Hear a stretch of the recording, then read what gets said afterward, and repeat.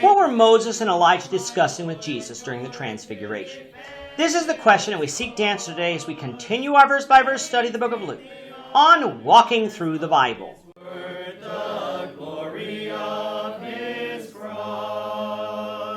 If you have a Bible with you, turn to Luke chapter 9. We're going to be reading from verses 28 to 36. If you don't have a Bible, don't worry. Just follow along with us on the screen. The version that we'll be reading from is the New King James Version. So, Luke chapter 9, beginning at verse 28. Now it came to pass about 8 days after these sayings that he took Peter, John, and James and went up on the mountain to pray. As he prayed, the appearance of his face was altered, and his robe became white and glistening. And behold, two men talked with him, who were Moses and Elijah, who appeared in glory and spoke of his decease, which he was about to accomplish at Jerusalem. But Peter and those with him were heavy with sleep, and when they were fully awake, they saw his glory and the two men who stood with him.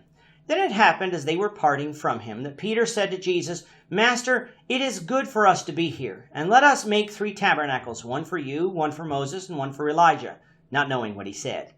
While he was saying this, a cloud came and overshadowed them, and they were fearful as they entered the cloud. And a voice came out of the cloud, saying, This is my beloved Son, hear him. When the voice had ceased, Jesus was found alone, but they kept quiet and told no one in those days any of the things they had seen.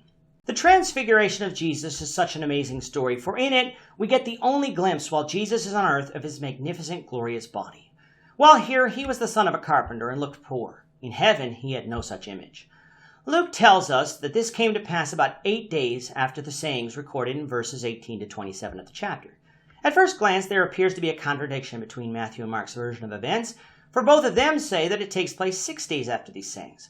However, to a reader who is not looking to just find contradictions where there are none, notice that Luke's timing isn't exact. He's obviously counting parts of days as full days, so while there might appear to be a contradiction, there is not. As for the event itself, it is interesting that all of the 12 disciples were not allowed to witness this event. Only Peter, James, and John, Jesus' closest disciples, were. By picking these 3 does not mean that Jesus despised the others, nor that Peter, James, and John were more important. It is just who Jesus selected, and we must respect his decision. Luke tells us that Jesus and these 3 disciples went up into a mountain to pray. The mountain is not identified, just like the place where Moses was buried is not identified. Otherwise, men and women would set up altars and tabernacles on it, like Peter wanted to later do. Some speculate this mountain was Mount Tabor in the lower Galilee region.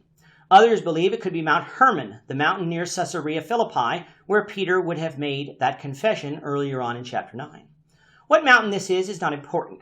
It's what happened on the mountain that we need to pay attention to. If you recall from our last lesson, Peter had confessed that Jesus was the Son of God, God himself, and now Peter was allowed to witness the truthfulness of that confession. While on earth, Jesus had a physical body. He did not possess his heavenly body. However, that does not mean that it was impossible for Jesus, as God, to possess this body while on earth. If he did so, though, first of all, he wouldn't be able to die, a prerequisite if our sins were to be forgiven. And second, he would be so radiant and bright that it would be difficult for people to look upon him, like we saw with Moses in our study of Exodus on top of Mount Sinai. As Jesus was praying, Jesus was transfigured into his spiritual body, and along with Jesus appeared Moses and Elijah. These 2 men spoke with Jesus. The apostles were living on this earth. Moses had died and gone to Hades, the realm of the dead, and Elijah never died, but was taken straight to heaven. Thus, the whole universe, both physical, spiritual, living, and dead, were represented here. Whereas we said that it was useless to speculate what was being talked about during our previous studies, we did so because, for the most part, as we study through the Bible, I'm trying to teach it as if someone is reading the Bible for the first time. Neither Matthew or Mark tells us what was said, so it is useless to speculate. However, Luke gives us some of those details, so we get to learn some more. What were they discussing? Jesus' death, which would occur in Jerusalem. Other than that, we do not know anything more. This would place the Transfiguration closer in time to Jesus' death, as harmonizing all the Gospels together would confirm. Luke gives us another detail that Matthew and Mark left out, which was that the 3 disciples were sleeping in the beginning. Jesus was praying, yet his disciples were sleeping.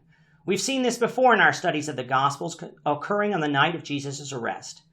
When they were fully awake, they saw this glorious scene.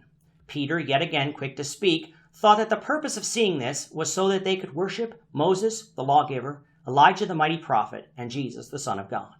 A cloud from heaven came and overshadowed them, and from the cloud a voice corrected Peter by saying, "This is my beloved Son, in whom I am well pleased. Hear him." Moses and Elijah were mere men. They too were witnessing the majesty of Christ on this earth, but the person that needed to be listened to and followed was Jesus Christ, for he was the one through whom the world would be saved. After hearing the voice, the event was over, and Jesus was alone again with Peter, James, and John. He commanded them not to speak of this vision until after Jesus had risen from the dead. They obeyed this command, which is evident since Luke was not there, yet he is telling us of it. With that, our time is up for today. The Lord willing, I hope you'll join us for tomorrow's discussion of Luke chapter 9, verses 37 to 48, as we continue our walk through the Bible, one verse at a time. Thank you for watching today's episode. We hope that you found it edifying and ask that you not only subscribe to our channel and podcast, but that you like and share this episode among your friends, so that the saving gospel of Jesus Christ can go out to the whole world. Amen.